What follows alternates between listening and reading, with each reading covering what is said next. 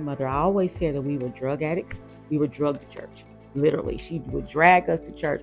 My mother had a very bad habit of dropping us off at church when we were really young, and she would leave us, and then she'd come back and get us later in the day. So we were raised really by some older women in the church too. But then as my mom began to get older, she started going to church with us, and then we were raised in a Baptist church, and we sang in the choir. My mother was the choir director. So I led songs and she taught the songs and directed the choir. So we all came up, all of us in church. We were born and raised in church. And I think that that's probably one of the reasons why I'm such a servant. And I love to serve, and I'll serve anywhere in the church. There's no job that's too big, too little, too dirty for me in the church. And we have all served in church our whole lives. And so I think that that really shaped me into wanting to not just serve in church, but serve others and serve outside of church. So it really did give me a good sense of value to be raised that way in the church. My childhood was very disciplined. Our household was disciplined. My mother was strict. My grandmother and my aunt were even more strict. And so I was always afraid to kind of step out of line and do something I wasn't supposed to do. But I'm glad that we were raised that way, because it really did instill things in me that have made me the woman that I am today. I've always known my prophetic call since I was about 18, 19 years old. I knew something was different. God actually gave me confirmation about my prophetic call in my 20s. But the call to preach to me just wasn't there. And I had a lot of people saying, "Oh, God's called you to preach." And I was acting like I couldn't receive that. Like I didn't know what they were talking about. I think that was just me in denial. But it was literally when my husband began to pastor, and our church was on 106th and College. And we were in the middle of a worship service. And God spoke it to me as clear as day. And he said, "Say yes, because I'm not going to let up." And I'm paraphrasing, of course, but he basically was telling me to say yes, or we're going to have some issues, right? And so I literally surrendered in that very moment, that second. I didn't fight with it. I didn't toil with it. A lot of people say, "Oh, it took me years. It took me, years to say yes." And I didn't toil with it. I knew something else was in me. I just didn't know what at that time. But when he told me to say yes, I said yes. And my husband was up in the pulpit, and I think he was exhorting, because it was a very heavy worship. And I waited until I saw him pulling himself together out of his worship. And I literally went up to the front, and I leaned over and I told him. I went into ministry kicking and screaming, because when my husband said God called him to pastor, I said, "Well, God didn't tell me that." And my husband said, "He didn't have to tell you that. He told me that." And so I went in reluctantly, because I didn't want my family in a fishbowl, and I didn't want to have to share him or our lives to such a heavy extent. But as he's been in this for 10 years, the people that I've had the pleasure of meeting and even taking into my life and making family has been one of the most rewarding things.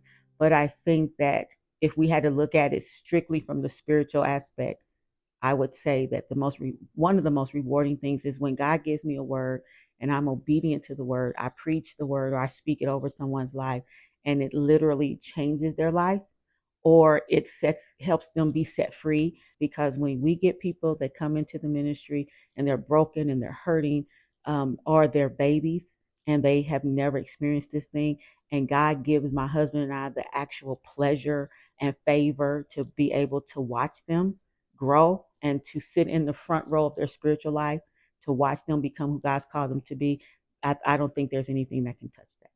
The divine calling. Wow. Lady Carol's leadership when it comes to handling the responsibilities and the roles that she has taken on. I didn't give it to her. She wanted it, and I didn't, I was like, okay, let's make it happen. And so let me say this, her ability to lead and bring the style of leadership and the level of leadership to our ministry is like number one. And when I say number one, I mean there's a standard. I think that when it comes to any kind of type of ministry or organization, or if you're part of anything or any group, I believe there should be a standard. And she has raised that standard.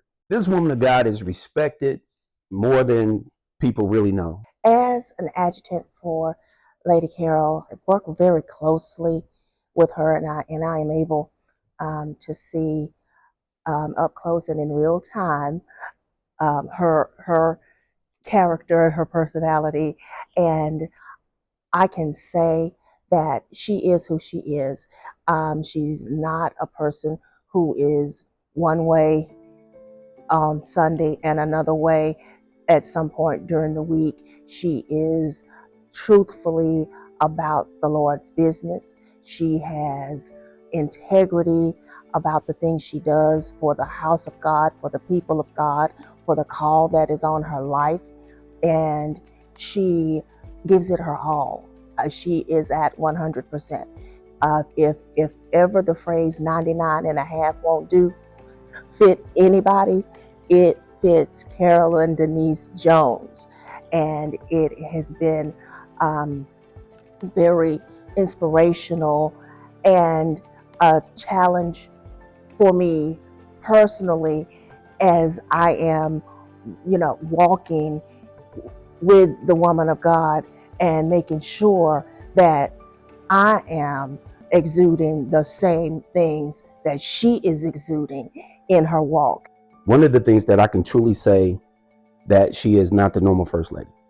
She is not the normal prophet. She's not the normal preacher. She is that one when it comes to just being authentic, that she'll dive in, with us, and with us to the aspect that she does not separate herself when it comes to the labor of the ministry.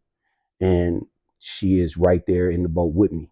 I'm on one side of the boat paddling, she's on the other side. Many pastors can't say that about their first ladies. And even with her divine calling, as we're doing this documentary, her divine calling in that being authentic is that she loves being that messenger for God. And I know sometimes it comes with a burden, but at the same time she carries that burden because she loves God's people. So my prayer has been that God will give me an opportunity and open up doors where I can go outside of the four walls of the church.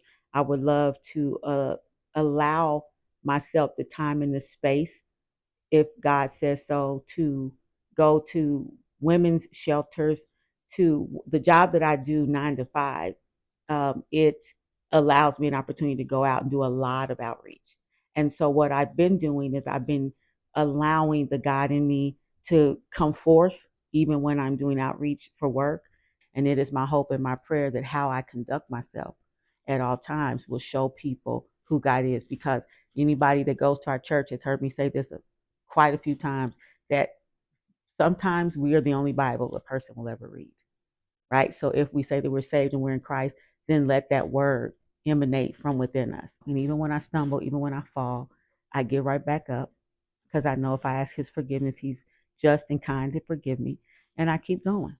And I think that too speaks volumes, that when a Christian stumbles, to let somebody in front of them or behind them see God still has his hand out.